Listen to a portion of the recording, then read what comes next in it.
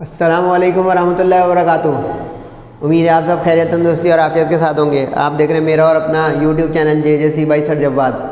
मैं हूं जव्वाद अख्तर। आज की lecture video second year maths के चैप्टर 6 इंटीग्रेशन की एक्सरसाइज 6.6 का पार्ट 2 है। शुरू करते हैं। बिस्मिल्लाहिर्रहमानिर्रहीम। 6.6 का टाइटल जो है वो डेफिनेट इंटीग्रल्स है। काइंडली अपने साथ जो है एक साइंटिफिक कैलकुलेटर बुक और लास्ट लेक्चर्स में मैं आपको जो एक फार्मूला लिस्टिंग दी है वो काइंडली साथ रख लें ताकि आप लोगों को लेक्चर लेने में आसानी और अच्छा लगे। 6.6 है, पेज नंबर 184 पे मौजूद है ये एक्सरसाइज। ये पार्ट 2 है इस लेक्चर का, इस एक्सरसाइज का। डेफिनेट इंटीग्रल के बारे में मैंने आपको बताया हुआ है, पार्ट 1 देखिएगा ज़रूर, कि इसमें जो है आपको लिमिट दी हुई होती है और उसको इंटीग्रेट करके वो लिमिट अप्लाई करके एक डेफिनेट रिजल्ट यानी वैल्यू निकालनी होती है। आज के लेक्चर में इंशाल्लाह जो है क्वेश्चन नंबर 7, 8 और फिर आखिर में क्वेश्चन नंबर 4 और 5 होंगे। लास्ट लेक्चर जो पार्ट 1 था उसके अंदर मैं आप लोगों को क्वेश्चन नंबर 1 और 2 करवा चुका हूँ। वो वार्म अप क्वेश्चन थे। आज का लेक्चर बहुत इंपॉर्टेंट है उसके मुकाबले में, तो ये ज़रा ज़्यादा तवज्जो से देखिएगा। वैसे तो सारे ही लेक्चर तवज्जो से देखने के होते हैं अगर पढ़ने वाले बच्चे हैं आप लोग, और पढ़ने वाले ही हैं माशाल्लाह। क्वेश्चन नंबर 7 और 8 इसमें शर्त के साथ लिखी हुई है डेफिनेट इंटीग्रल की क्वेश्चंस। अब जैसे इसमें आपको नज़र आ रहा होगा, बुक भी सामने रख सकते हैं कि ट्रिग्नोमेट्रिक सब्सटीट्यूशन की मदद से आप डेफिनेट इंटीग्रल इवेलुएट करें। अब अगर आप लोगों को याद हो 6.3 जो है उसका टाइटल था ट्रिग्नोमेट्रिक सब्सटीट्यूशन, तो वो तो वहाँ से उठाएं आप बेसिक चीज़ कि ट्रिग्नोमेट्रिक सब्सटीट्यूशन जो है उसमें क्या करते थे हम। सही है, क्योंकि अगर वो आप वहाँ से उठा लेंगे तो आपको कुछ आसानी हो जाएगी। क्वेश्चन लिखा हुआ है, अच्छा इसमें 3 तरह के इंटीग्रेशन के क्वेश्चन होते हैं। एक a² माइनस x² का फॉर्मेट होता है, एक a² प्लस x² का फॉर्मेट होता है, और एक जो है x² माइनस a² का फॉर्मेट होता है। सही है। अब आपको 6.3 से वहाँ से ये देखना होगा, वरना मैं यहाँ पे आपको लिख के दिखा दूँगा। अब इसमें गौर से देखें तो a² माइनस x² का फॉर्मेट बना है, यानी पहले कांस्टेंट और फिर वेरिएबल। तो इसके अंदर सब्स्टिट्यूशन हुआ करती थी x = a sin थीटा। अगर इस शक्ल के सवाल होंगे जिसमें कांस्टेंट पहले और वेरिएबल बाद में, तो उसमें sin थीटा की सब्स्टिट्यूशन होती है। ठीक है। अब इसी तरह हम इस पर काम करेंगे, यानी 16 किसका स्क्वायर है? 4 का। तो अब इसमें a जो है वो 4 हो गया। ठीक है, तो 4 sin थीटा इसकी सब्स्टिट्यूशन हो गई। अब इसमें हर इंडिविजुअल थीटा से बदल जाए तब हम इसको कहेंगे ट्रिग्नोमेट्रिक सब्स्टिट्यूशन, क्योंकि थीटा ट्रिग्नोमेट्रिक एंगल होता है। अब साइन का डेरिवेटिव कॉस होता है। अब dx और x² ये सब तो बदल गए, सही। लेकिन आपको मैंने बताई थी एक चीज़ के अगर वेरिएबल x का हो तो ये लिमिट x की होती है, यानी ये लिमिट अगर 0 नज़र आ रही है आपको सवाल में तो ये x की वैल्यूज़ हैं। अब अगर हम वेरिएबल को थीटा से रिप्लेस कर देंगे सब्स्टिट्यूशन के साथ, तो हमें लिमिट भी थीटा की करस्पॉन्डिंग आनी चाहिए, ये ध्यान रखें।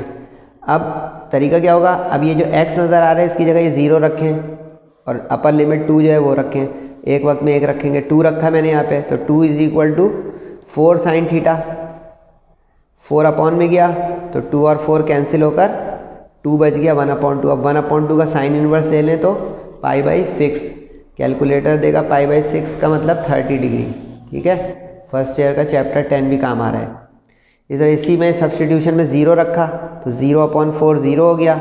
0 का साइन इनवर्स दिया 0 आ गया, क्योंकि साइन 0 0 होता है। तो अब हमारा क्वेश्चन बन गया कैसे, 2 लिमिट रखने से क्या है π/6, तो उसी रिस्पेक्टिव पोजीशन पे अपर लिमिट, और 0 रखने से 0 आया तो लोअर लिमिट। बाकी dx हमारा 4 cos थीटा, x² इस 4 sin थीटा का स्क्वायर, क्योंकि x था 4 sin थीटा। अब 6.23 बहुत अहम है, वो देखे आएगी आगे चल के। 4 का स्क्वायर किया, 16 कॉमन लिया, 16 परफेक्ट स्क्वायर है, रूट से बाहर आके 4 हो गया, 4 से 4 कैंसिल हो गया, बाकी बचा कॉस थीटा, नीचे आया रूट में 1 माइनस साइन स्क्वायर थीटा जो कि आइडेंटिटी है, यानी आइडेंटिटी होती थी sine square plus cos square is equal to 1, तो इससे हमारा 1 माइनस साइन स्क्वायर हो गया कॉस स्क्वायर। सही है। अब ये जो है रिप्लेस हो गया कॉस स्क्वायर से, तो कॉस स्क्वायर परफेक्ट स्क्वायर बन के आ जाएगा बाहर, यानी कॉस थीटा। आगे का मुझसे पहले सोच के रखें, तो कॉस थीटा बाहर आएगा, कॉस कट जाएगा, थीटा बचेगा, थीटा जो आएगा उस पर हम लिमिट अप्लाई कर देंगे। समझ में आई कहानी? ये देखें कॉस थीटा, रूट का थीटा बाहर आके कॉस थीटा, कॉस से कॉस कैंसिल, डी थीटा, और डी थीटा का एंटी डेरिवेटिव थीटा, जैसे डी एक्स का एक्स तो डी थीटा का डी थीटा। लास्ट लेक्चर में बता चुका हूँ कि लिमिट जब अप्लाई करने का वक्त आता है तो पहले ब्रैकेट में राइट पे लिखते हैं और फिर अप्लाई कर देते हैं। अप्लाई का मतलब अपर लिमिट यानी f b minus f a, यानी upper limit minus lower limit. अब अपर लिमिट π/6 है, π/6 यहाँ रखा, 0 रखा, माइनस π/6 आ गया आंसर। लेकिन ये वार्म अप क्वेश्चन है, आज के क्वेश्चन तगड़े भी आएंगे आगे, ज़रा तवज्जो रखिएगा। ये भी उसी फॉर्मेट का क्वेश्चन है जिसमें ए स्क्वायर माइनस एक्स स्क्वायर आ रहा है। सही है, ए स्क्वायर माइनस एक्स स्क्वायर आ रहा है। लेकिन अब इस ए स्क्वायर माइनस एक्स स्क्वायर में एक चीज़ और आपके समझने की, यहाँ पे ये प्रॉपर्टी जो है अपने पास नोट डाउन कीजिएगा कि अगर, ये मैंने लास्ट लेक्चर में नहीं बताया तो देख लें, लिस्ट मेरे पास है। कुछ इसमें एमसीक्यूज हैं और कुछ जो है डिस्क्रिप्टिव हैं। जैसे अब ये वाला जो सवाल आ रहा था, ये वाला केस है। ये केस ये कहता है, साइड पे लिखिएगा, कि अगर लिमिट अपर और लोअर लिमिट सेम हो विद अपोजिट साइन, यानी यहाँ पे 2 है तो -2 हो, 3 है तो -3 हो, √3 है तो -√3 हो, यानी एक प्लस एक माइनस हो लेकिन सेम वैल्यू हो। ठीक है, तो उसमें हम पहले ये चेक करेंगे कि फंक्शन इवन है कि ऑड। फर्स्ट ईयर का चैप्टर नंबर 12 और चैप्टर नंबर 8 उसमें इवन और ऑड फंक्शन थे। मुख्तसर बता दूं, इवन फंक्शन वो होता है कि जिसमें अगर मैं x को -x से रिप्लेस करूं तो दोबारा से फंक्शन आ जाए तो हम कहेंगे इवन फंक्शन है। इवन का मतलब बैलेंस। और अगर हम x को -x से रिप्लेस करें और साइन इन्वर्ट हो जाए, जैसे ये नज़र आ रहा है नीचे कि -x से बदला तो साइन उल्टा हो गया पूरे फंक्शन का, तो ये ऑड फंक्शन होगा। ठीक है, ये वाला जो है ये तो एमसीक्यूज़ के लिए ऑड फंक्शन वाला। अब बुक की जो एक्सरसाइज है उसमें 6.6 में क्वेश्चन नंबर 3 जो मैं नहीं करा रहा हूँ वो इसी तरह का है, पुट एंड गेट का एमसीक्यूज स्टाइल। ठीक है, अब उसमें ये होता है कि अगर लिमिट एक जैसी और फंक्शन ऑड हो तो वो रिजल्ट 0 हो जाएगा। लेकिन अगर इवन है तो लिमिट 1 टाइम हो जाएगी, यानी नीचे की लिमिट 0 हो जाएगी, और यूँ समझे कि ये माइनस माइनस प्लस हो गया ट्वाइस, तो ये इंटीग्रल ट्वाइस हो जाएगा और ये थ्योरी अप्लाई हो जाएगी, या समझे ये प्रॉपर्टी कहलाती है इंटीग्रेशन की, ये अप्लाई हो जाएगी। ऊपर वाला जो है ये भी एमसीक्यूज़ का है। ये क्या है सर? ये है बेटा कि अगर कभी हम लिमिट को एक्सचेंज कर दें आपस में, यानी लोअर को अपर कर दें और अपर को लोअर कर दें, ये आमतौर पर उस वक्त करते हैं अगर नीचे छोटी वैल्यू के बजाय बड़ी हो और ऊपर बड़ी हो छोटी हो, यानी ये b जो है इसमें a से छोटा हो, जबकि ऊपर अपर लिमिट बड़ी होनी चाहिए। नाम में आ रहा है अपर लिमिट बड़ी होनी चाहिए, लेकिन अपर लिमिट जो है छोटी दे दी है किसी वजह से। तो ऐसे में हम लिमिट को एक्सचेंज करेंगे तो साइन इन्वर्ट हो जाएगा उस इंटीग्रल का, यानी बड़ी लिमिट ऊपर आ जाएगी छोटी नीचे, लेकिन उसमें साइन इंटीग्रल का उलट पलट इन्वर्ट हो जाएगा, यानी प्लस का माइनस, माइनस का प्लस। अब ये ध्यान रखिएगा, इसमें बीच वाला जो है ये क्वेश्चन में काम आएगा, ऊपर नीचे वाले दोनों जो है ये एमसीक्यूज में, और ये जो है ये एक्सरसाइज की बेसिक चीज़ है, यानी कि how to use integral as definite integration. अब ये चीज़ यहाँ पे नज़र आई सर कैसे, क्योंकि देखिए -1 +1 यानी दोनों लिमिट एक जैसी है, बस साइन आगे पीछे है। तो हम पहले अब इसकी चेकिंग करेंगे कि ये इवन फंक्शन है कि ऑड। अब -x से बदलें x को, तो -x का स्क्वायर भी +x स्क्वायर होगा, और से देखें तो दोबारा से फंक्शन आ गया। यानी माइनस एक्स बदलने से भी फंक्शन तब्दील नहीं हुआ, तो हम किसको कहते हैं, इवन फंक्शन के minus x does not affect the function. इस बुनियाद पर अब जो मैंने आपको प्रॉपर्टी दिखाई थी वो यूज़ हो गई कि लिमिट 0 to a हो गई और ट्वाइस हो गया। तो अब इसकी बुनियाद पर हमारा ये क्वेश्चन जो है लिमिट 0 to 1 हो गई, क्योंकि यहाँ पे a जो है समझे ये 1 था, और ट्वाइस हो गया उसी क्वेश्चन का इस आइडेंटिटी या प्रॉपर्टी की मदद से। अब ये क्वेश्चन प्रोसीड करेगा जैसे 7 का 1 किया था। अब पहले देखें कि a square minus x square वाला है, तो 4 जो ये 2 का स्क्वायर है और x का स्क्वायर है। इस बुनियाद पर हम कह सकते हैं a यहाँ पे 2 है, तो x is equal to 2 sine theta, जो हमारी सब्सटीट्यूशन थी, x is equal to a sine theta. अब 2 साइन थीटा 2 कॉस थीटा उसका डेरिवेटिव हो गया। लिमिट को भूलिएगा नहीं, लिमिट अब 1 रखें इसमें, तो 1 is equal to 2 sine theta, 2 cross में आ गया 1/2, 1/2 का साइन इनवर्स 30 डिग्री यानी π/6। पीछे सवाल में बता चुका हूँ, बार बार बता रहा हूँ, आप कैलकुलेटर चला लें, कैलकुलेटर पे डिग्री आएगा, हमें रेडियन लिखना है। 0 रखा है इसी में, तो 0/2, 0 का इन्वर्स 0, तो अब हमारी लिमिट बन गई 0 to π/6। यानी समझ में आना शुरू हुआ कि अंदर अगर हम वेरिएबल को सब्सटीट्यूट ट्रिग्नोमेट्रिक करके थीटा कर दें तो लिमिट भी थीटा की होनी चाहिए, क्योंकि ये लिमिट x की है, क्योंकि अंदर वेरिएबल x है। समझ में आया? अब सिंप्लीफाई करना मेरा कमाल। dx क्या था भाई, 2 cos थीटा, एक्स स्क्वायर का मतलब क्या हो गया, इस 2 साइन थीटा का स्क्वायर, बाहर 2 जो है वो आइडेंटिटी का चल रहा है, इसका स्क्वायर किया 4, कॉमन लिया 4, तो 4 से 4 हो गया कैंसिल। मुझसे पहले आगे चले जाएं, 1 माइनस साइन स्क्वायर क्या हो जाएगा बेटा, कहीं के कॉस स्क्वायर, कॉस से कॉस स्क्वायर कट के अब यहाँ पे एक कॉस बचेगा, क्योंकि लास्ट क्वेश्चन में रूट था, रूट से बाहर परफेक्ट स्क्वायर आ गया था। अब ये देखें आप, यहाँ पे 1 माइनस साइन स्क्वायर का कॉस स्क्वायर आया, नज़र आया? इस वजह से अब इसमें मेहनत थोड़ी बढ़ेगी। अब कॉस से कॉस स्क्वायर कैंसिल हुआ, एक कॉस बचा, कॉस रेसिप्रोकल होता है सेक का, सेक हो गया। अब सेक का मैंने फॉर्मूला आप लोगों को बताया हुआ है बहुत दिनों से, बार बार कहता हूँ याद कर लें बच्चों, सेक का ln सेक प्लस 10, सेक का ln सेक प्लस 10।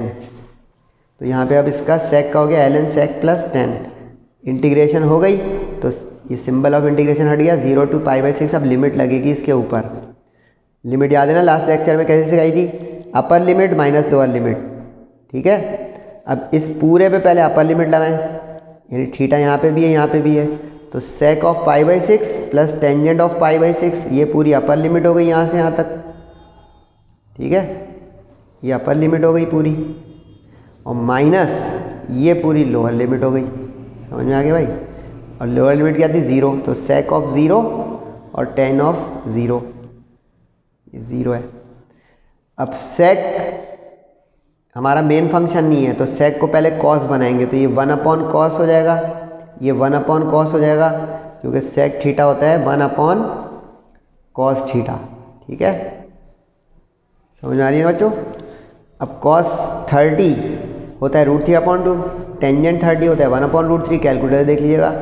अच्छा एक चीज़ बता दूं, कैलकुलेटर अगर कॉन्जुगेट करके देगा आपको तो ज़रा उसको ख्याल रखिएगा, हमें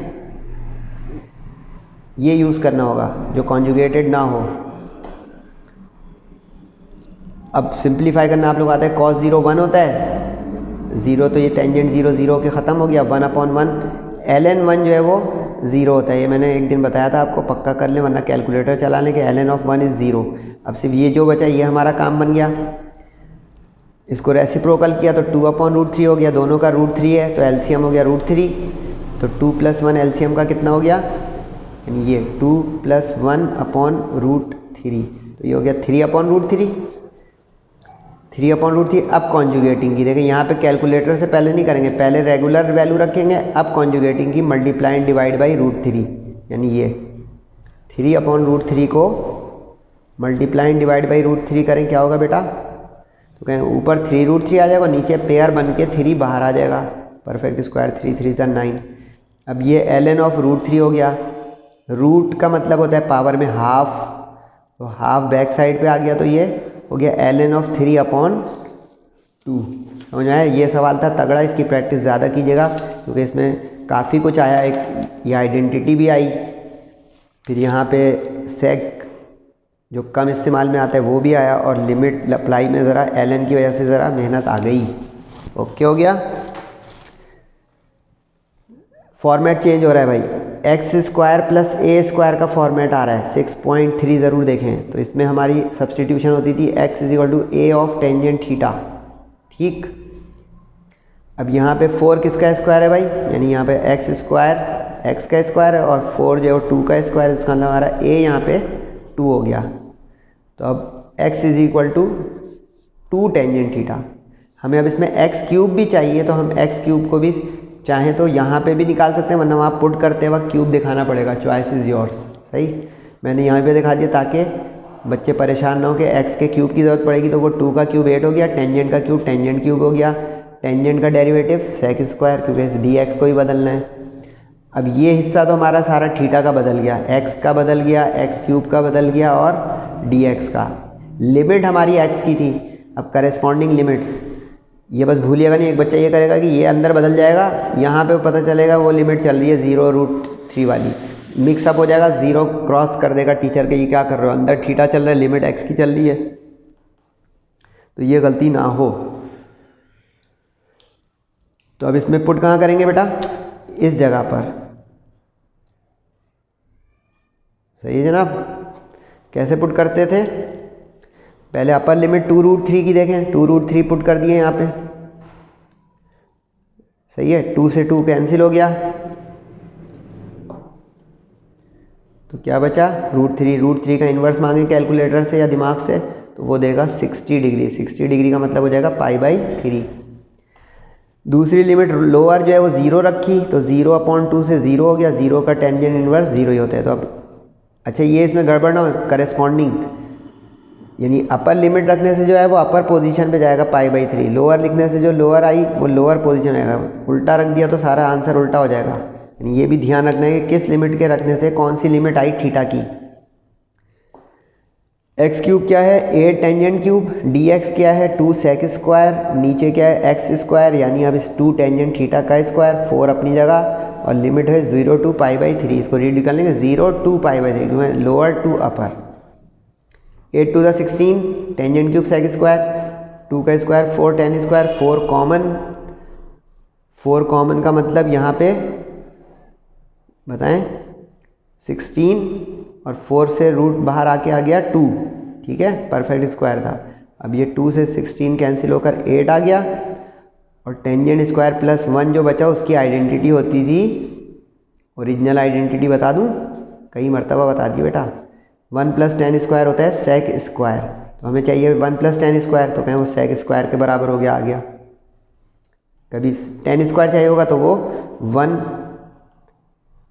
माइनस हो जाएगा, तो सेक स्क्वायर -1। लेकिन यहाँ पे ज़रूरत थी 1 + tan स्क्वायर की, तो हमने उसको सेक स्क्वायर से बदला। मुझसे पहले बताएं क्या होगा पेज पलटने से पहले, कहीं सेक स्क्वायर सर रूट से बाहर आके परफेक्ट सेक बनेगा, फिर सेक से सेक स्क्वायर कट के एक सेक बचेगा, फिर हम इस टेंजेंट क्यूब को स्प्लिट करेंगे। 6.23 बेटा बहुत कीमती एक्सरसाइज है, बार बार बता रहा हूँ, क्योंकि देखें इस स्टेज पे पहुँच के पूरा रिवीजन आ रहा है, तो हर एक्सरसाइज को नया समझ के ना पड़े, थोड़ा पुराना दोहराती भी रहें। ये देखिए भाई क्या हुआ, सेक स्क्वायर रूट से बाहर आ गया, अब ये सेक से सेक गया। ठीक जा रहा हूँ, बोले हाँ।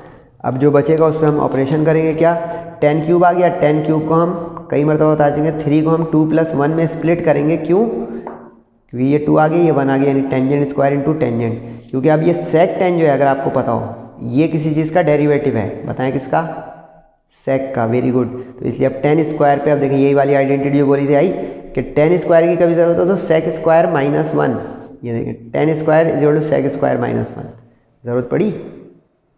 इसलिए सर जब बात से कहें कि सर आप सही बता रहे हैं, कि सिर्फ गाइड बुक नहीं बनवा रहे हैं, कुछ सिखा भी रहे हैं कि ये क्या वाक़या हो रहा है, कि कभी हम 10 स्क्वायर + 1 को सेक स्क्वायर से बदल रहे हैं ताकि वो सिंप्लीफाई हो, कभी 10 स्क्वायर को सेक स्क्वायर -1 से बदल रहे हैं ताकि वो डेरिवेटिव की तलाश में आ जाए। गुड हो गया ना, थैंक यू। अब क्या करें सर, भाई 2 इंटीग्रल बनाएं, सेक स्क्वायर इंटू दिस और 1 इंटू दिस। 8 था, दोनों के साथ आ गया 8 लिमिट 0 to π/3 3 चल रही थी वो अपनी जगह आ गई। अब कौन सा फंक्शन लग रहा है इसमें, फंक्शन ऑफ x की पावर n वाला, याद आया, n+1 का जो बताया था एक ज़माने में, बहुत इस्तेमाल हो गया। अब तो मेरे ख्याल से आपको रट जाना चाहिए ये वाला कि अगर फंक्शन का nth पावर वाला डेरिवेटिव रखता हूँ नेबरहुड में तो n+1 ओवर n+1। तो अब यहाँ पे sec का डेरिवेटिव है तो 2+1/2+1 3/3। यहाँ पे ये पूरा sec, अच्छा पूरा sec 10 जो है, पूरा sec 10 sec का, क्योंकि sec का डेरिवेटिव है तो ये उसका एंटी डेरिवेटिव हो गया, यूँ समझें। तो क्या देखिए ये बाहर कैसे आ जाता है, ये इस तरह बाहर आ जाता है, sec थीटा है, इसका डेरिवेटिव है ये, तो ये समझे एंटी डेरिवेटिव और डेरिवेटिव, sec आ गया बाहर। समझे, एक नई बात बताई मैंने आज कि ये जो परफेक्ट डेरिवेटिव होगा ना वो उसका एंटी होकर बाहर आ जाएगा, क्योंकि ये सिंबल एंटी डेरिवेटिव यानी इंटीग्रेशन का है। इंटीग्रेट हो गया तो अब इस पर लिमिट लगाना बाकी है। राइट वाली लिमिट 0 to π/3 जो नज़र आ रही है वो लगाएंगे हम पहले इस पर। तो sec of π/3 minus sec of 0 और इसके ऊपर sec of π/3 minus sec of 0, यानी ये थीटा की लिमिट है। समझे, ये लिमिट जो है थीटा की है। ओरिजिनल जो सवाल की होती है वो x की होती है। अभी पिछले सवाल में बताया था कि sec की वैल्यू को 1/cos बनाएं फिर कैलकुलेटर चलाएं, तो 1/cos का क्यूब, 1/cos का क्यूब, 1/cos और 1/cos। अब cos का 60 मांगेंगे कैलकुलेटर से आप, तो वो दे देगा जनाब आपको 1/2, यानी 60 का मतलब π/3। ठीक हो गया, हाँ ना तो कर दिया करेंगे, मुझे हौसला मिल जाए। तो 1/2 का क्यूब 8 होता है, तो उलट कर 8 आ गया। 1 का क्यूब 1 ही रहता है तो 1 रह गया। 1/2 का रेसिप्रोकल 2 हो गया। अब 8 - 1 बोलें 7, 2 - 1 बोलें 1, तो 8 1 ज़ा 8। अब एलसीएम लें, 8 7 ज़ा 56 और इसके नीचे 1 है, तो 3 8 ज़ा 24। ठीक जा रहा हूँ, 3 8 ज़ा 24 और 56 - 24 इज़ 32/3।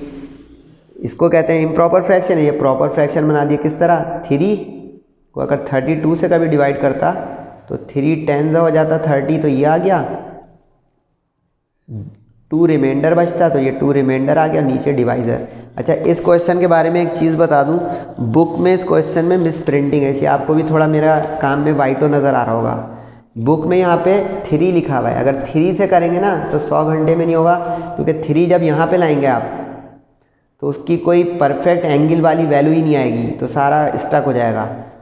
तो यहाँ पे 0 करेक्शन करें, 0 डाउन लिमिट यानी लोअर लिमिट 0, तब ये क्वेश्चन प्रोसीड अच्छा करेगा। और एक और तरीके से भी प्रोसीड कर सकते हैं, अगर यहाँ पे 2 होता, क्योंकि देखिए 2 अगर होता तो 2 2 कैंसिल होकर √3 बच जाता, तो भी हो जाता। समझ रहे हैं, तो ये बताने का मतलब है कि ये बुक के अंदर मिस प्रिंटिंग है, इसको करेक्शन कर लीजिएगा। तो ये आगे टेंजेंट 10 होल 2/3। 7 क्वेश्चन में 4 पार्ट है, फिर 8 में 4 पार्ट है, तो स्पीड पकड़े बच्चों। ये दोबारा से साइन वाला आ गया, इसके 3 पार्ट साइन वाले हैं और 1 पार्ट जो है वो टेंजेंट वाला है। लेकिन एक चीज़ बता दूं इस क्वेश्चन को ख़त्म होने से पहले, ये वाला फॉर्मेट भी एग्जाम में आ सकता है, तो ये नहीं बोलिएगा सर जब बाद में नहीं पढ़ाया। ये वाला फॉर्मेट इसका होता है x = a sec थीटा, जिसमें वेरिएबल स्क्वायर पहले हो और कांस्टेंट स्क्वायर बाद में हो। अभी देखिएगा चारों पार्ट बुक खोल के, अभी मैंने करा दिए चारों। इसमें 3 में तो constant square minus variable square आ रहा है, यानी यहाँ पे केस बन रहा है a² - x² का, और माइनस इज यानी सब्ट्रैक्शन इज़ नॉट कम्यूटेटिव। तो अगर इसको हम सीधा करके बोलना चाहें तो भी नहीं बोल सकते, लेकिन अगर ये वाला कभी आ जाए x² + a², जो भी क्वेश्चन हमने किया था पिछला, ये 7 का 3 पार्ट, और ये बराबर बात है क्योंकि बीच में प्लस है और एडिशन इज कम्यूटेटिव। इसमें होता है हमारा x = a टेंजेंट थीटा की सब्स्टिट्यूशन। तो देखिए टेंजेंट की ये दिखा दी, सेक की ये दिखा दी, साइन की ये दिखा दी, तीनों एक जगह पे। इस फ्रेम को सही से देख लीजिएगा ताकि आपका 7 क्वेश्चन ख़त्म होने से पहले बदल जाएगा। ट्रिग्नोमेट्रिक सब्स्टिट्यूशन टोटल 3 तरह की हैं। क्वेश्चन को गलत पकड़ लिया तो सारा गलत हो जाएगा। ओके, आ जाए भाई। अब 3 किसी का परफेक्ट स्क्वायर है, बच्चा परेशान। भाई हर गिनती किसी चीज़ का स्क्वायर है। √3 का स्क्वायर है, यानी अगर मैं यहाँ पे यूँ लिख दूँ √3 का स्क्वायर, तो बताएं 3 आएगा कि नहीं? बोले हाँ। तो ये भी मत याद कर लीजिएगा कि a square should be a perfect square, no, हर गिनती किसी का स्क्वायर, परफेक्ट स्क्वायर होगा तो 4 2 का स्क्वायर हो जाएगा, जैसे पिछला क्वेश्चन था, 9 आ जाए तो 3 का स्क्वायर, लेकिन 3 आ जाए, 5 आ जाए, 7 आ जाए, 11 आ जाए तो वो उसके रूट का स्क्वायर हो जाएगा, ठीक है। तो x हमारा इसलिए √3 साइन थीटा, क्योंकि ये √3 यूँ समझे कि ये हो गया हमारा √3 का स्क्वायर और x का स्क्वायर बता चुका हूँ।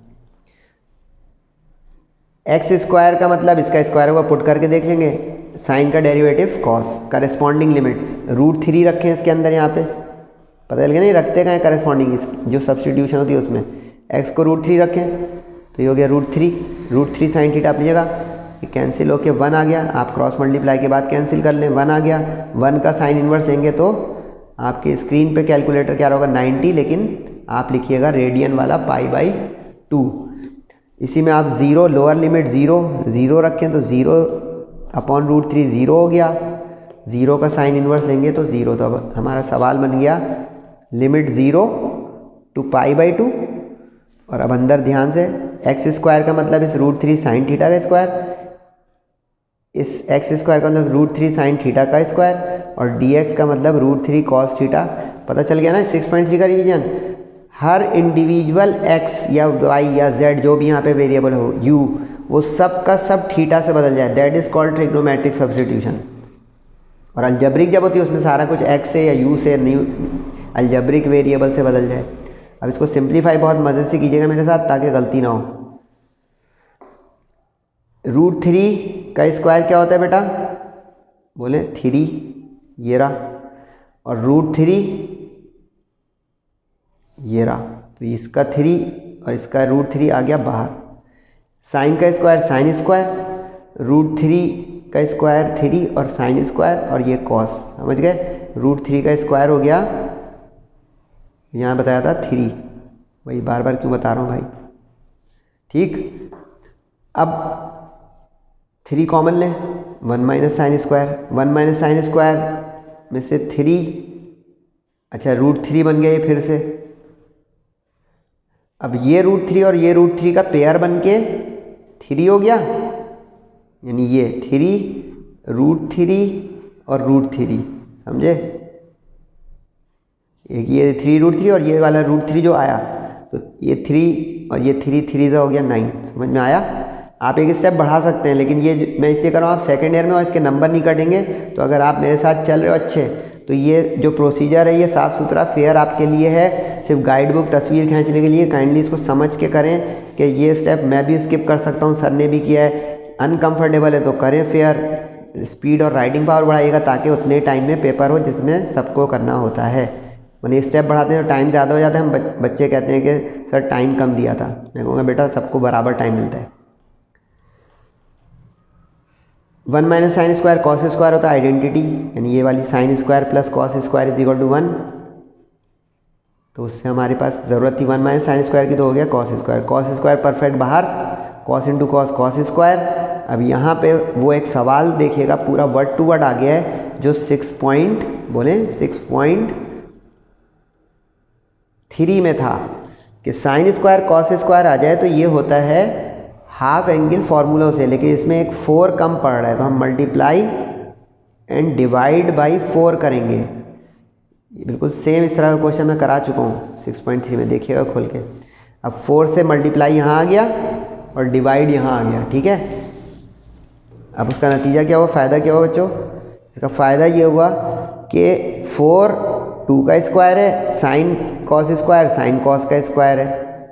इसका फ़ायदा क्या हुआ सर? इसका फ़ायदा ये हुआ कि ये डबल एंगल फार्मूला बन गया फर्स्ट ईयर का कि 2 sin theta cos theta is sine of double theta, यानी sine of double angle. Do you know? कहीं यस। तो ये हो गया साइन 2 थीटा का स्क्वायर। अब पता लगे 4 से मल्टीप्लाई का कमाल। अब साइन स्क्वायर आ गया। अब साइन स्क्वायर थीटा का मैंने कहा था कि कभी भी ज़रूरत पड़े इंटीग्रेशन में तो हम करेंगे 1 - cos 2 थीटा अपॉन 2 से। अब यहाँ पे थीटा है तो 2 थीटा, तो अब यहाँ पे खुद 2 थीटा है तो आप बोलें 4 थीटा। सही है, इस 2 को मत ख़राब कीजिएगा, ये हमेशा रहेगा, बस एंगल डबल होता जाएगा। यानी थीटा है तो 2 थीटा, 2 थीटा है तो 4 थीटा, कभी 3 थीटा आ जाएगा तो 6 थीटा, 4 थीटा खुद आ जाएगा कभी तो 8 theta. Got it, that's it. अब इसके 2 इंटीग्रल बना लें। 4 टू द 8 हो गया बाहर। अब 1 इंटू डी थीटा और cos 4 theta D theta, square bracket इसलिए लगा दिया कि 9/8 अब पूरे के साथ एंड में हम ले जाएंगे एक दफ़ा, अलग अलग 9/8 चाहें तो लिख सकते हैं, लेकिन स्क्वायर ब्रैकेट का अंदर ये पूरे के साथ आ गया। जैसे यहाँ पे बाहर था 9/4 तो 2 4 8 भी हो गया पूरे के साथ। अब ये 2 इंटीग्रल पुराने, डी थीटा का एंटी डेरिवेटिव थीटा, कॉस का साइन, लेकिन अब ध्यान से 4 का एक 4 लेना मत भूल जाइएगा, समझ गए, 4 थीटा का। और ये मैंने सिखाया था एक दिन इस तरह से कि बेटा कॉस ऑफ ए एक्स हो तो इसका एंटी डेरिवेटिव होता है sine of a x upon a, यानी ए कोई भी मल्टीपल एंगल हो तो वो, अब जैसे यहाँ 4 है तो 4 आ गया, 3 होता 3 आ जाता, 2 होता 2 आ जाता। ठीक है, अब लिमिट अप्लाई करें मेरे साथ, थीटा की जगह π/2, ये कुछ नहीं है भाई, थीटा की जगह π/2 और फिर लोअर लिमिट 0। तो पहले π/2 लगा देते हैं, π/2 यहाँ रखा, 4 के साथ π/2 ये रखा, ठीक है, माइनस, यानी इस पूरे पे लग दी अपर लिमिट, यानी यहाँ से यहाँ तक ये है पूरी अपर लिमिट। अब यहाँ से यहाँ तक माइनस करके है पूरी लोअर लिमिट। अब -0 और माइनस ऑफ माइनस इस प्लस साइन 4 0/4, समझे, यानी पहले पूरे पे अपर लिमिट लगाई, माइनस, अगर माइनस में अनकंफर्टेबल है तो पहले ब्रैकेट लगा लीजिएगा, खोलेंगे तो खुद आपका भी फिर माइनस माइनस प्लस आ जाएगा, समझ गए। अपने लेवल पे चीज चलिएगा भाई मेरे साथ, ये नहीं शिकवा कीजिएगा सर कभी डायरेक्ट कर देते हैं कभी बच्चों की तरह, मैं वैरायटी दिखाता हूँ, आप जिसमें कंफर्टेबल हैं उसकी प्रैक्टिस ले आएँ, बस काइंडली छापे नहीं और बेआसरा कहीं से जान नहीं छुड़ाएं। अब 2 से 4 कट गया, 2π हो गया, यानी साइन 360 कैलकुलेटर से चलाएं 0 आ जाएगा। ये तो पहले ही 0 हो चुका है तो ये 0 ख़त्म हो गया, 4 0 था 0 तो साइन 0 भी 0 होता है, ये साइन 0 0 और साइन 2π का मतलब 360, पाई का मतलब होता है 180, तो इसका भी 0, तो ये सारे 0 0 होकर फारिग, बाकी ये बचा तो 9π/8 2 = 16। ने अजीब सवाल का कितना गरीब सा आंसर, 9π/16। तो ये था क्वेश्चन नंबर 7 जिसका नाम था कि ट्रिग्नोमेट्रिक सब्स्टिट्यूशन की मदद से डेफिनेट इंटीग्रल्स इवेल्युएट करें। अब है क्वेश्चन नंबर 8 जिसका एक अलग फरमाइशी प्रोग्राम है। पूछे क्या कि इसमें आप बाय पार्ट्स की मदद से इवेल्युएट करें, जिसका टाइटल था 6.4 बाय पार्ट्स वाली, जिसमें एक यूवी का फॉर्मूला आता था, ये वाला याद आ रहा है, देखा हुआ लग रहा होगा ये, मतलब जल्दी जल्दी करें मेरे साथ अगर याद आ गया तो,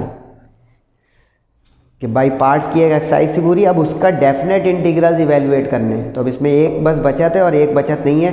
बचत ये कि अब वो थीटा की हमें सब्स्टिट्यूशन नहीं करनी है, लेकिन इंटीग्रेशन बाय पार्ट्स सही से अप्लाई करके उसके बाद लिमिट लगानी है, ठीक है।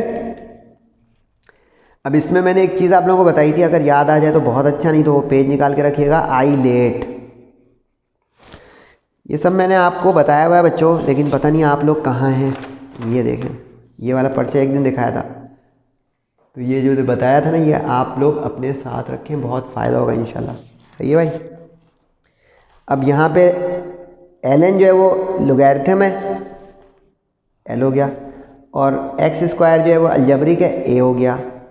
तो इसका अंदर तरतीब में ही है, इसका अंदर लेफ़्ट वाला हमारा u हो गया और राइट वाला ये वाला u हो गया और ये वाला v हो गया। तरतीब ख़राब है, तरतीब ख़राब है, तो u इधर है, v इधर है, क्योंकि अगर आप भूल से ln x को v ले लेंगे तो v इंटीग्रल में जाएगा और फिर अटक जाएगा, क्योंकि ln x की डायरेक्ट इंटीग्रेशन नहीं होती। अब फॉर्मूला देखें, u इंटीग्रल ऑफ v, याद आ गया। अच्छा, अब इसमें ज़रा एक चीज़ ख्याल रखिएगा कि इसमें किस तरह लिमिट को लिखते हैं। ये पहले सवाल में बता रहा हूँ, फिर इसके 4 पार्ट हैं, 3 आप लोग जल्दी जल्दी करेंगे। इसमें चूँकि देखें ये u इंटीग्रल के बाहर है, और ये इंटीग्रल के अंदर से v है, लेकिन लिमिट का मतलब मैंने बताया था आपको कि पूरा आंसर गिनती की शक्ल में आना चाहिए। अगर मैं इसके ऊपर लिमिट नहीं लगाऊंगा तो ये ln x तो ऐड में x दे देगा। पॉइंट समझे? तो इस बुनियाद पर अब इसके लिखने का स्टाइल ये होगा कि जो आप इंटीग्रेशन करेंगे उसके ऊपर लिमिट नहीं आएगी, लिमिट इस तरह ब्रैकेट लगा के आ जाएगी कि इस पूरे का जो रिजल्ट आएगा उस पूरे के ऊपर लिमिट अप्लाई होगी। Got it? इसी तरह अब इस वाले पे आए, इसमें दो इंटीग्रल हैं, दो इंटीग्रल पे लिमिट नहीं लगाएंगे आप, एक्सटर्नल वाले पे लगाएंगे, क्योंकि ये मैंने इंटीग्रेशन बाय पार्ट्स में सिखाया था आपको कि राइट से लेफ़्ट की तरफ जाता है, यानी जो इसका रिजल्ट आएगा वो इसमें मर्ज होगा और फिर वो बाहर आएगा। तो इसलिए अब लिमिट भी इस फर्स्ट वाले पे लिखेंगे आप कि जो पूरा इसका रिजल्ट इसमें मर्ज होकर आएगा उस पर लिमिट लगेगी। अब ये जो मैं टाइम लगाया अगले 3 पार्ट में टाइम बचना चाहिए कि इसमें लिमिट नहीं लगाएंगे, ब्रैकेट पे लगाएंगे ताकि उसका रिजल्ट अप्लाई हो। इसी तरह इसमें सेकंड पे नहीं लगाएंगे क्योंकि उसका जो रिजल्ट इसमें जाएगा उसके बाद लिमिट लगाएंगे, क्योंकि अगर इस पर आपने लिमिट लगा दी तो इसका मतलब होगा कि आप इंटीग्रेशन के फ़ौरन बाद इस पर पहले लिमिट लगाएंगे। तो ये टेक्निकल चीज़ें हैं, वरना अगर गलती हुई और टीचर शिकारी की तरह बैठा हुआ है 2 नंबर काट देगा इस सवाल में, कहेगा भाई इसने करा हुआ तो है लेकिन इसको तरीका नहीं पता, how to present definite integral in integration by parts. अब एक्स स्क्वायर का n+1/n+1 से x³/3 कोफिशिएंट बाहर निकाल लिया, इसका भी x³/3 आया, वो इसमें मर्ज हुआ तो x³ और 3 ये नज़र आ रहा है। अब x से x³ कट गया तो x² बचा। सही, इस पर लिमिट अभी लगा सकता हूँ लेकिन इसलिए नहीं लगाई कि मैं साइमल्टेनियस लिमिट लगाता हूँ, तो ये एज इट इज़ कॉपी किया। अब इसमें x² बचा, वो फिर से x³/3 हो गया तो 3 3 9। अब मैं इस पर भी लिमिट लगा सकता हूँ, इस पर भी। अब देखा ये जो रिज़ल्ट इसमें मर्ज हुआ उस पर लिमिट, फिर इसका जो रिज़ल्ट आया उसके ऊपर लिमिट अब लगेगी, यानी कि राइट पे का मतलब होता है अब अप्लाई करेंगे। अब एहतियात से करें मेरे साथ, पहले अपर लिमिट लगाएं 4³ ln4 और माइनस करके लोअर लिमिट, यानी यहाँ से यहाँ तक अपर लिमिट है और यहाँ से यहाँ तक लोअर लिमिट। और ये जो मैं बोलता हूँ ये क्या चीज़ है, ये असल में ये है FB माइनस FA। और सर ये क्या चीज़ है, ये है ये A और B, ठीक है। अब ln1 0 होता है, थोड़ी देर पहले बता चुका हूँ, आज ही क्लास में ना कई बार बता चुका हूँ। इस पे आ जाए 4 का क्यूब माइनस करके 1 का क्यूब, इसके साथ 1/9 था, इसके साथ 1/3 था, एक भी गलती होगी मिलेगी नहीं, एहतियात इलाज से बेहतर है। 4 का क्यूब 64, ln4 अपनी जगह, 1 का क्यूब 0 से मल्टीप्लाई 0, 4 का क्यूब 64 1, ठीक है। अब ये 0 हो गया तो 64 ln4, यहाँ 64 माइनस 1 63 9 के टेबल में पूरा जाता है 7, तो ये हो गया 7। 4 को मैं 2 का स्क्वायर लिख सकता हूँ, बोले हाँ यस।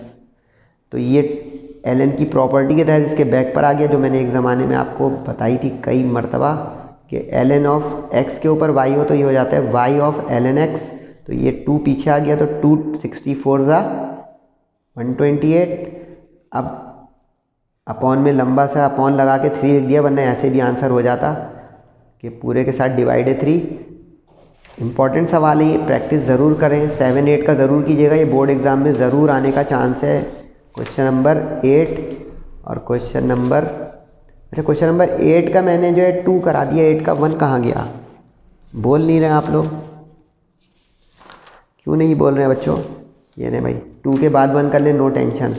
अच्छा हेडिंग वहाँ पे मैंने लगा दी है, बराबर है, क्योंकि 8 क्वेश्चन की जो है बाई पार्ट्स है, ठीक है। आ गया भाई 1।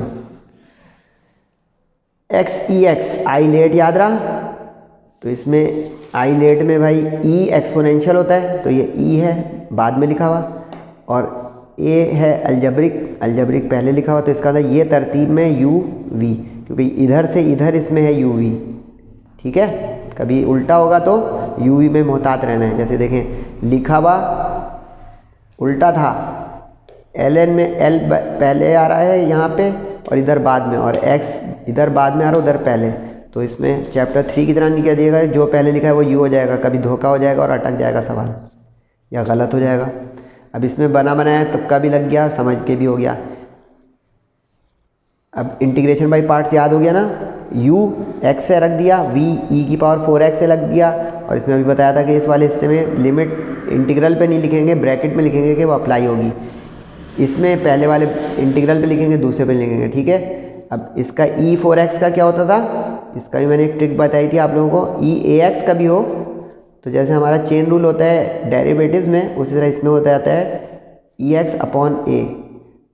तो अब यहाँ पे देखें 4x अपॉन 4 नज़र आ गया, तो यहाँ पे भी 4x अपॉन 4 और ये रिजल्ट इसमें मर्ज हो गया तो E4x। अब इस 4x का फिर से E4x अपॉन 4, तो 4 4 ज़ा 16। Got it, that's it. अब लिमिट लगाने का मरहला है, क्योंकि इसके ऊपर भी अच्छा ये मैं कॉपी क्यों करता हूँ ताकि एक साथ लिमिट हो, अभी बता चुका हूँ। अब इसमें दो जगह x आ रहा है, दोनों में लगाएं एहतियात से। अपर लिमिट पहले लगाएं, यहाँ पे भी 9 और यहाँ पे भी 4 9 ज़ा। फिर लोअर लिमिट अब लगाएं माइनस करके, यानी ये अपर लिमिट चल रही है FB वाली और ये लोअर लिमिट चल रही है FA वाली, और यही काम यहाँ हो रहा है, अपर लिमिट लोअर लिमिट। ठीक, तो 9 5। अब इसमें आ जाए 9 5, इसमें एक जगह x है, इसमें दो जगह x है। अब सिंप्लीफाई करते हैं, 4 9 ज़ा 36, 4 5 ज़ा 20, 4 9 ज़ा 36, 4 5 ज़ा 20, जल्दी बोलते हैं। ठीक है, अब यहाँ पे एक रॉकेट चलाना है और वो रॉकेट ये है कि यहाँ पे 16 आ रहा है, यहाँ पे नहीं आ रहा है, और इतना फैला हुआ सवाल का आंसर लिख दिया तो नंबर कटेंगे, तो इसको सिंप्लीफाई वर्जन होना चाहिए। तो अब हम यहाँ पे मल्टीप्लाई एंड डिवाइड बाई 4 करेंगे, सिर्फ इतने हिस्से को, मल्टीप्लाई एंड डिवाइड बाई 4 सिर्फ इस वाले हिस्से को। तो ये डिवाइड वाला 4 4 ज़ा 16 आ गया, नज़र आ गया, और ये मल्टीप्लाई वाला 4 ये रहा, ये एज इट इज़ 1/16 अब कॉमन आ गया। समझ गए कि ये भी बन गया मतलब का, तो ये पूरा कॉमन। एक स्टेप आप यहाँ पे पहले 1/16 लिखते हैं, अगले स्टेप में कॉमन, क्योंकि देख रहे हैं करली ब्रैकेट आ गया कि ये मल्टीप्लाई डिवाइड भी कर दिया मैंने और कॉमन भी ले लिया। लेकिन आप अगर अनकंफर्टेबल है, मल्टीप्लाई डिवाइड ये दिखाएं पहले, यहाँ पे 1/16 दिखे रहने दें, फिर अगले स्टेप में कॉमन ले लें, कान पकड़ना है। लेकिन मैथ्स दौड़ पड़े आपकी मेरे साथ तो बिस्मिल्लाह, इसके नंबर नहीं कटेंगे। अब 9 4 ज़ा 36, 4 5 ज़ा 20, ये माइनस इंटू माइनस प्लस। अब गौर से देखें, ये और ये एक जैसे हैं, तो 36 - 1 35, ये दोनों एक जैसे हैं, तो -20 + 1 -19। मज़ेदार सवाल था, हाँ ना तो बोल दिया करें बच्चों, ताकि मैं कहूँ कि मैं अपने आप को नहीं पढ़ा रहा हूँ, स्टूडेंट्स को पढ़ा रहा हूँ। चलें जी, 8 का 3, x sin 2x।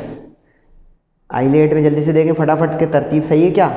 x जो है अलजेब्रिक है और साइन जो है वो ट्रिग्नोमेट्रिक है, तो बिल्कुल सही हो गया तरतीब में, क्योंकि यहाँ से यहाँ ही जाता है u v। तो अब ये तरतीब में हो गया x और ये ये हो गया u और ये हो गया v। तो अब u integral of v minus integral of derivative of u integral of v। सही, लिमिट इसमें लगेगी यहाँ पे और इसमें फर्स्ट इंटीग्रल पे। अब साइन 2x का क्या होता है इंटीग्रल, माइनस कॉस, तो यहाँ 2x का 2 लिखूँ क्या फॉर्मूला वाला जो था अभी, जैसे साइन कॉस का लिख दिया तो साइन का भी उसी तरह होगा। तो यहाँ पे आ गया माइनस, इसलिए कि साइन का इंटीग्रल माइनस कॉस होता है, साइन का डेरिवेटिव कॉस होता है। रिवाइज करते रहे बेटो। अब साइन 2x का यहाँ पे भी जो आया वही यहाँ पे dx 1 हो गया, यानी x का derivative with respect to x 1।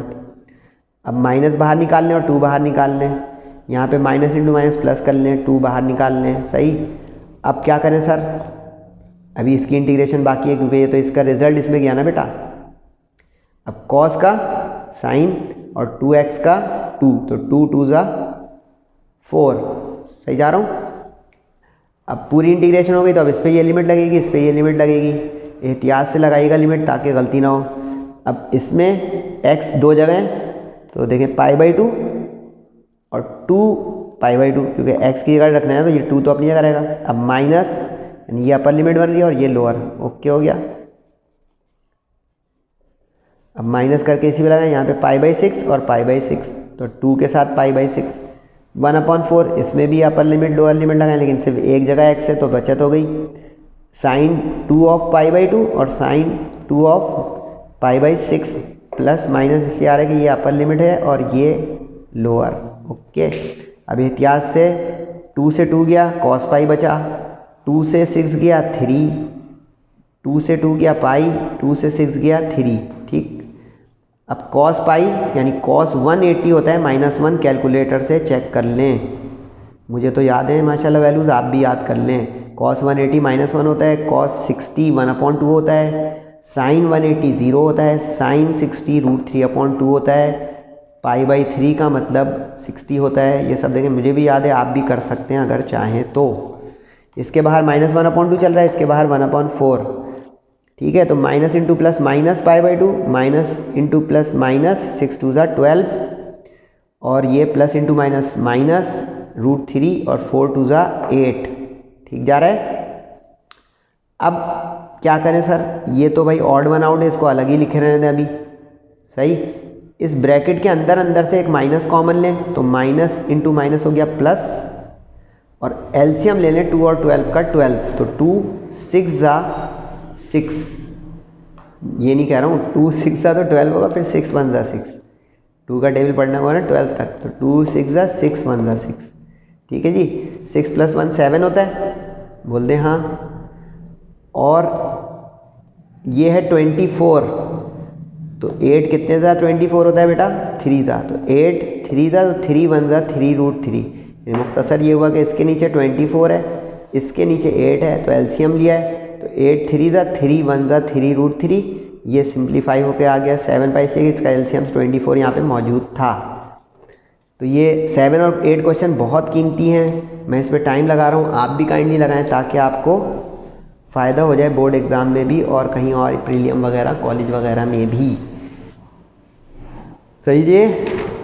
8 का 4, 8 के 4 के बाद चले मत जाइएगा, क्योंकि इसके बाद क्वेश्चन नंबर 4 5 होगा, क्योंकि वो दोनों मुनफरिद सवाल हैं। आपको पता है मैं सिस्टमेटिक करा रहा हूँ कि 7 8 एक जैसे थे इस सेंस में कि ट्रिग्नोमेट्रिक सब्स्टिट्यूशन, एक एक्सरसाइज 6.3 का, फिर बाई पार्ट 6.4 का, और फिर आगे के जो दो होंगे ना वो इसका रिवीजन तो आएगा, लेकिन बुक वालों ने बीच में लिख दिया है।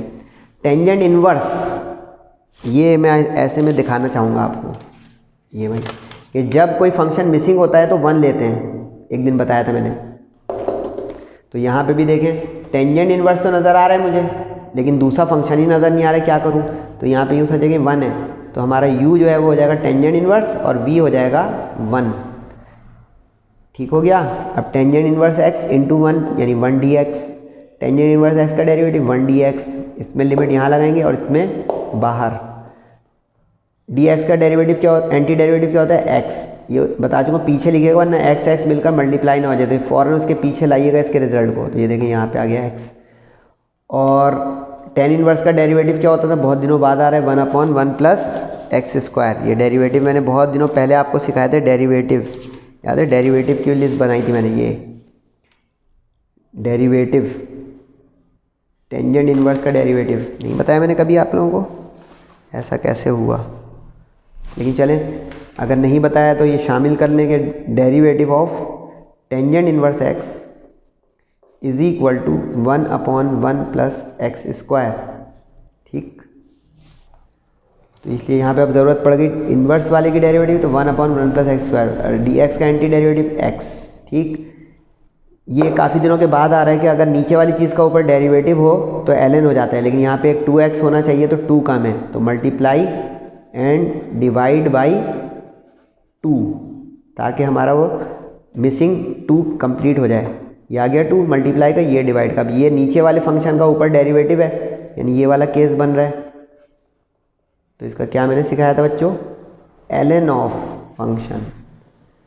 ठीक है।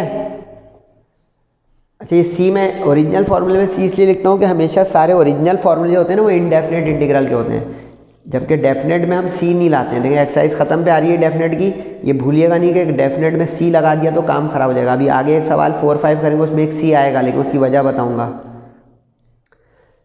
तो ये ln ऑफ हो गया डिनोमिनेटर। अब इस पर भी लिमिट लगानी है, इस पर भी सही से लगाएं। इसमें 2 जगह x है, तो अपर लिमिट 1 1 ये रही, और माइनस करके 0 इंटू एनीथिंग फारिगी हो गया 0। इसी तरह यहाँ पे आ जाए 1 का स्क्वायर, क्योंकि यहाँ पे अब x यहाँ पर है, तो 1 का स्क्वायर यहाँ पे 1, और 0 रख देंगे तो 0 का स्क्वायर बोले 0 होता है, तो ln 1 बच जाएगा खाली। ठीक है, क्योंकि यहाँ पे आपने +0 जो लिखा वो 0 हो गया, ये x²। अब ln 1 0 होता है, कितनी बार बता दिया, वरना कैलकुलेटर जिंदाबाद। अब टेंजेंट इन्वर्स 1 π/4 होता है, यानी कैलकुलेटर आपका दे देगा 45 डिग्री, तो आप उसको रेडियन में लिख देंगे π/4, और ये हो गया ln ऑफ 2। सही। ln of 2। अब यहाँ पे भी एक रॉकेट है जो मैंने चला दिया और बुक वालों ने भी, कि यहाँ पे अगर मैं इसको 2 से मल्टीप्लाई डिवाइड करूँ। अच्छा, काफ़ी सारे स्टूडेंट सोचोगे सर ये क्या है मसला, हम कभी कर रहे हैं कभी। यहाँ तो भाई देखो डेरिवेटिव बनाने के लिए किया है, यहाँ पे इसलिए कर रहे हैं ताकि जो फॉर्मेट हो ना उसमें ln के पीछे कुछ ना लिखा हो, ln के ऊपर लिखा हो। क्योंकि अगर अभी मैं ln के पीछे वाले हाफ को ऊपर ले जाऊँगा तो पता है क्या होगा, रूट आ जाएगा। तो इसलिए इसको मल्टीप्लाई एंड डिवाइड बाई 2 कर दिया, ताकि अब ये जो है 2 ये वाला नज़र आ रहा है, ये ऊपर ले जाऊं और ये 4 4 एक जैसा हो जाए। ये इसके पीछे मंतक थी सेम बनाने की। पीछे वाले में क्यों किया था, इसीलिए ताकि वो 16 पूरा एक जैसा हो जाए, कॉमन आ सके। अब समझ में आ रहा है, ये इसके रटने का नहीं होता है ना, ये बुक के आंसर को छापने का होता है।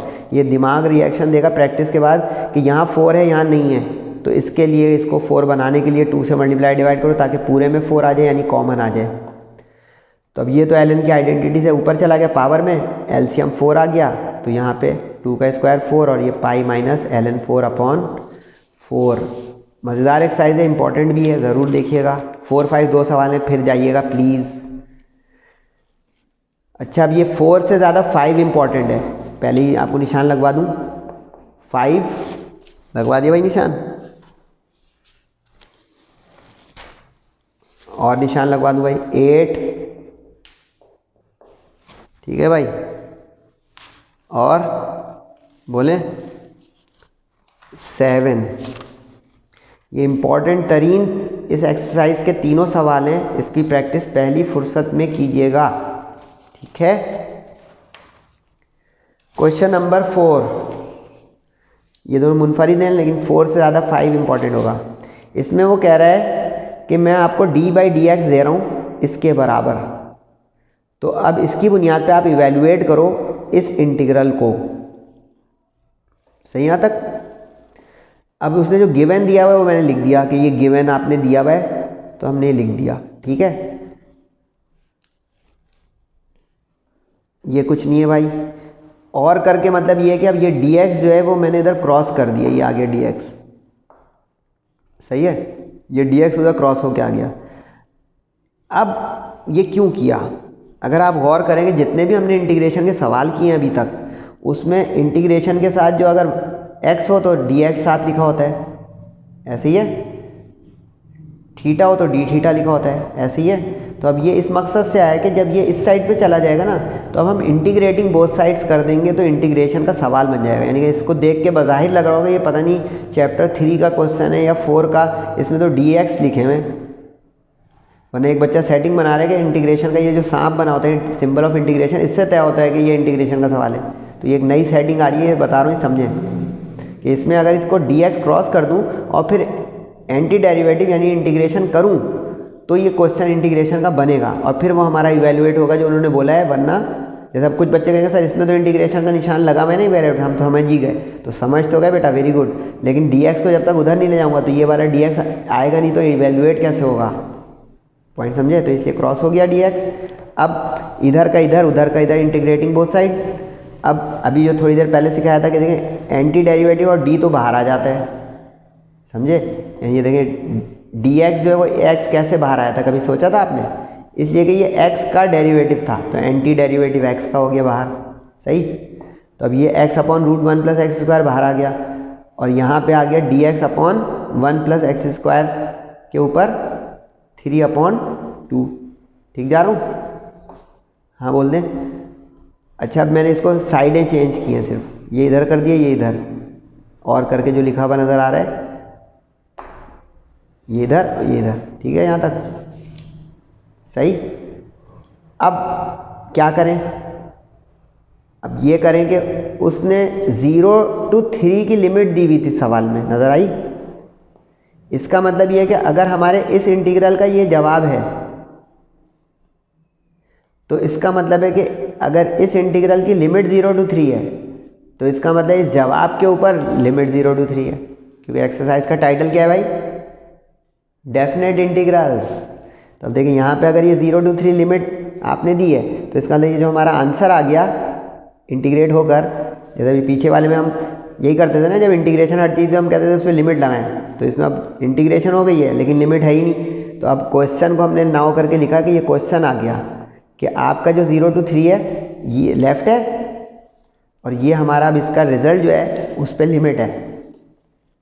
तो अब लिमिट अप्लाई कर दें 3 और यहाँ पे 3 का स्क्वायर और माइनस जब 0 करेंगे तो 0/1 + 0 से क्या आएगा भाई 0। ठीक, जो बचा वो आंसर आने जा रहा है। 3 का स्क्वायर 9 होता है, 9 + 1 10 होता है, 3/√10। इसको आप चाहें तो कॉन्जुगेट कर सकते हैं लेकिन यहाँ पे ज़रूरी नहीं है, अगर चाहें तो। ये ऑप्शन दे रहा हूँ कि अगर चाहें तो ये आपका आ जाता है 3√10/10। ये भी सही होता है, ये भी सही है। Okay, question number 5 most important है इन दोनों में आपस में, तो इसके लिए ज़रूर ये आप देखें 5 और उसके बाद जो है रुखसत चाहें आप भी और हम भी। क्वेश्चन नंबर 5 मोर और लेस पिछले जैसा है लेकिन इसमें एक बात ज़्यादा है, वो देखिएगा। इसमें कह रहा है गिवन दैट, लग तो रहा होगा तकरीबन पिछले जैसा कि इसमें गिवन दैट वो d/dx दे रहा है और आगे इवेलुएट जो है वो 2 चीज़ें करने कह रहा है। एक तो इवेलुएट करने कह रहा है ये, यानी समझिए इसका पहला पार्ट हो गया, और इफ़ करके जो दे रहा है फाइंड दिस, ये समझे दूसरा पार्ट हो गया। 2 पार्ट हैं एक ही सवाल में। ठीक है, आप इसको डील कैसे करेंगे, पिछले सवाल की तरह शुरू करेंगे कि जो गिवन दैट है वो लिखा सही और फिर dx को उधर क्रॉस कर दिया ताकि हम इंटीग्रेशन के पोजीशन में आ जाए कि ये dx उधर चला गया, यहाँ से यूँ आ गया। अब इंटीग्रेटिंग बोथ साइड, तो इधर भी ये एंटी डेरिवेटिव का निशान आ गया, इधर भी आ गया सही। यहाँ तो भाई ये एंटी डेरिवेटिव ख़त्म हो गया। अच्छा, ये जो काट के दिखा रहे हैं काटना है नहीं, काट मत दीजिएगा, टीचर जो है वो मैथ्स का ना इससे नाराज़ होता है। ये समझाने के लिए कर रहा हूँ कि पता चला सर जो यूँ कर रहे हैं, कुछ बच्चे ये भी बड़ा करते हैं, तो ये मैं आज बता दूँ भाई ये मत किया करें, ये मतलब अच्छा तरीका नहीं है, ये तरीका सही नहीं है। बाकी मर्ज़ी है, इसका सही तरीका ये होता है ये रूट हटाओ हाफ आया फिर ये कटा, ये अब सही तरीका है, ये अच्छा तरीका नहीं है। ये तो आदत डाल देते हैं 9-10 के टीचर या कोई, तो हमें आदत ही पड़ जाती है, गलत आदत पड़ गई है। लेकिन चलें, sorry for that. fx + c, अब देखें आया ना c, ये चीज़ बताना था कि जब डेरिवेटिव हो गया तो c आया, क्यों आया अब पता चलेगा नीचे। और ये हमारा 2 + x² 1 + x² इंटीग्रेट होना बाकी है सही। अब इसको इधर लिख दिया और इसको इधर लिख दिया। c को अभी रोके रखे क्योंकि c हमारा इंटीग्रेट होकर आएगा, वो मर्जर हो जाएगा सही है। इतना सिर्फ लेना है, दिस और fx फंक्शन। अब ये याद करें, ये तो वही जगह है क्या, इसको स्प्लिट किया है मैंने 2 को 1 + 1 में, क्यों बताएं क्यों।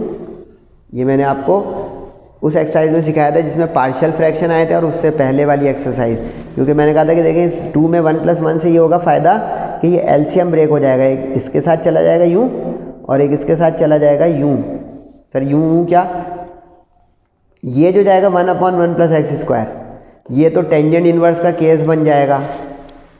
याद है टेंजेंट इन्वर्स का केस, हाँ ना तो कर दिया करें भाई, ये वाला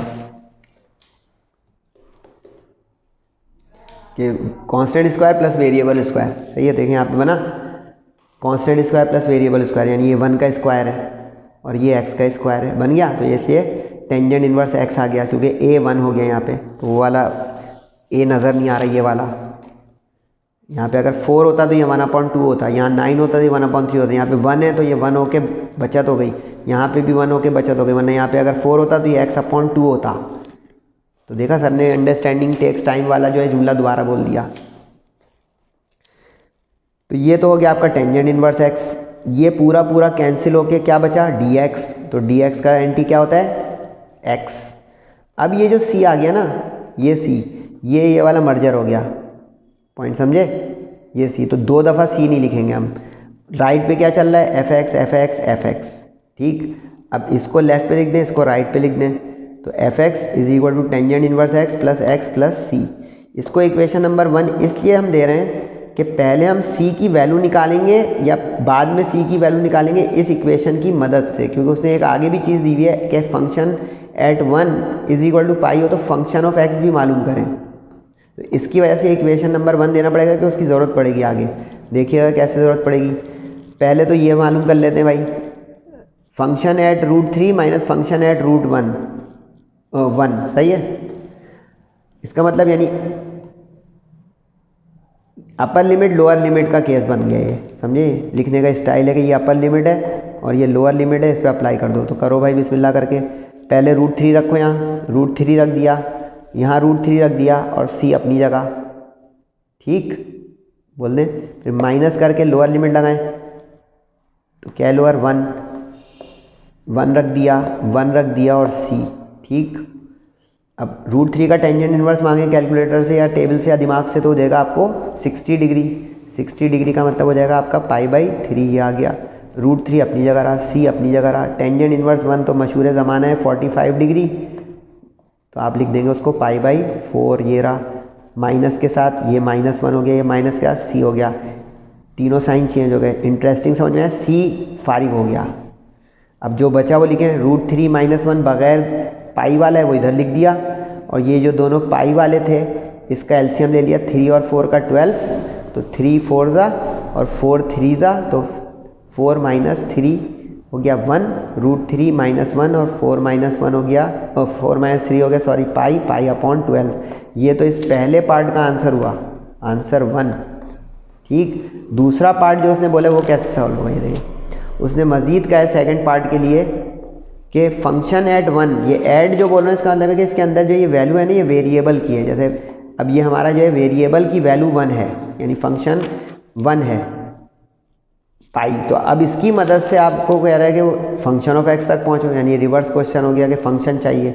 अब इसमें आपको समझ में आएगा कि ये देखें फंक्शन ऑफ एक्स चाहिए तो यहाँ से आ जाएगा, लेकिन इसके लिए शर्त क्या है कि फंक्शन एट 1 जो है वो पाई हो, ठीक है। तो अब देखिएगा ज़रा कि क्या करने जा रहा हूँ। फंक्शन एट 1 = पाई, तो पहले हमने इक्वेशन 1 उठा ली, tangent inverse x + c is function of x। तो देखें tangent of x + c is function of x। अब उसने दिया है फंक्शन एट 1, तो फंक्शन एट 1 रखा, तो इसका मतलब जहाँ जहाँ x है वहाँ 1 रखना होगा, तो इस x की जगह भी 1 रखा, इसकी जगह भी x 1 रखा। समझ में आ रहा है ना।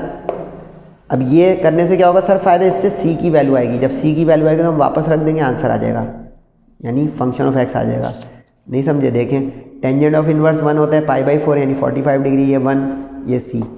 एलसीएम लिया इन दोनों का, बल्कि इससे पहले सबको इधर कर दें ताकि c अलग हो जाए, तो π/4 उधर जाके -1 उधर जाके माइनस, एलसीएम ले क्या आएगा सबका एलसीएम भाई, इसके नीचे भी 1 है इसके नीचे भी 1, तो 4 आ जाएगा। 4 1 ज़ा 4, 4 1 ज़ा 4, 4 π - π 3 π -4 अपनी जगह, ये c की वैल्यू आ गई, सही है। अब इस c की वैल्यू को ले आके बोले कहाँ रख दूँ, इस इक्वेशन 1 में, क्योंकि देखें ये सिर्फ c अननोन था, अगर c अननोन आ गया तो फंक्शन ऑफ x हमारा आ गया। गॉट इट, बोल दे हाँ या ना। तो ये देखें फंक्शन ऑफ x इक्वेशन 1 में रखने, tangent inverse of x + c + x, और c जो निकला वो ये, that is the answer as well as the happy ending of 6.6। अगली एक्सरसाइज इंशाल्लाह इस चैप्टर की लास्ट एक्सरसाइज होगी, जिसका नाम है एरिया अंडर द कर्व। सेहत और ज़िंदगी रही तो इंशाल्लाह उसमें आपसे मुलाकात होगी। तब तक अपना और सबका बहुत ख्याल रखिएगा। तब तक के लिए अस्सलामु अलैकुम व रहमतुल्लाहि व बरकातुहू।